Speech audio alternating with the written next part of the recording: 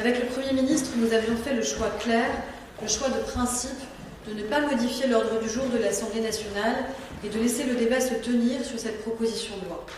D'abord parce que ce texte est une initiative parlementaire et qu'il aurait été malvenu que le gouvernement interfère dans son examen. Surtout, et je veux le dire avec la plus grande clarté, il était hors de question que le gouvernement cède un seul centimètre dans son engagement contre l'antisémitisme. Ce texte a donc été retiré à l'initiative du groupe Ensemble pour la République. J'en prends acte, mais prendre acte ne signifie pas rester immobile. Et le gouvernement prend ses responsabilités. Depuis plusieurs semaines déjà, avec le Premier ministre, nous réfléchissions à l'hypothèse d'un projet de loi lucide sur le risque de ne pas parvenir à avancer dans le cadre initial. Aujourd'hui, ce choix s'impose et avec évidence. Je porterai donc au nom du gouvernement un projet de loi dédié pour lutter contre les formes contemporaines de l'antisémitisme. Pour cela, nous allons travailler vite et nous allons travailler avec méthode. Sur la méthode d'abord, elle sera transpartisane.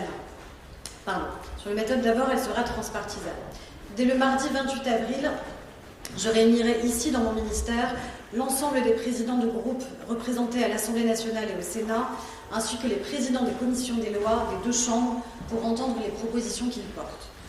Je leur ai adressé une invitation en ce sens dès ce matin. Je ne doute pas que chacun y répondra. Je comprends que par anticipation, la France Insoumise a déjà déclaré ne pas y participer. Je le regrette, mais je le redis, tous les groupes seront les bienvenus s'ils souhaitent agir avec clarté contre l'antisémitisme. Nous ne partons pas de rien, les propositions existent et elles sont nombreuses. Celles issues des assises de lutte contre l'antisémitisme que j'ai conduites en 2025 et qui ont permis de poser un diagnostic clair et de traduire cette exigence en actes concrets dans notre droit et notre réponse pénale, l'éducation ou nos dispositifs de signalement. Celles issues des travaux parlementaires à l'Assemblée nationale comme au Sénat, je pense aux travaux de Caroline Yadan, mais aussi à ceux de nombreux parlementaires, à l'instar de la proposition de loi que Mathieu Lefebvre avait pu déposer et qui avait été adoptée d'ailleurs à l'Assemblée nationale et qui était en cours de navette. Des parlementaires de toute sensibilité qui ont contribué et contribueront encore à nourrir ce débat, celles issues aussi de la société civile, je pense aux associations engagées au quotidien dans la lutte contre l'antisémitisme. Leur expérience est précieuse, ils seront évidemment pleinement associés à la construction de ce projet de loi. Notre ligne est simple, partir de ce qui fonctionne, renforcer ce qui doit l'être et écarter ce qui ne serait ni opérant, ni applicable pour construire une réponse solide, utile, immédiatement efficace. Avant l'été, avant la suspension des travaux parlementaires, je présenterai un projet de loi en Conseil des ministres, après avis du Conseil d'État. Ce texte sera examiné en première lecture au Sénat avant cette suspension, parce qu'il y a urgence à agir.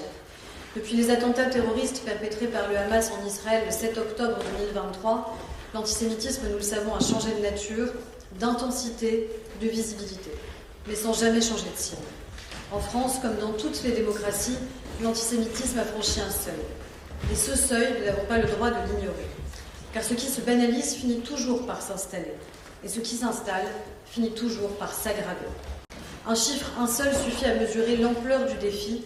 Les actes antisémites représentent plus de la moitié des actes anti-religieux dans notre pays, alors même que nos concitoyens juifs représentent moins de 1% de notre population.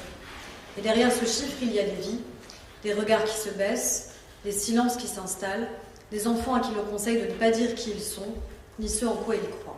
Des familles qui s'interrogent sur leur place, sur leur avenir ici, chez elles, chez nous, en France.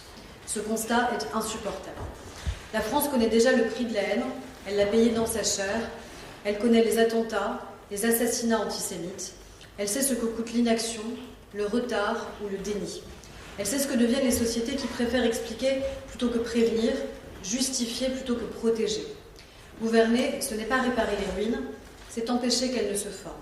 Notre volonté, celle du gouvernement, la mienne est donc claire, totale, déterminée, il ne souffre aucune ambiguïté.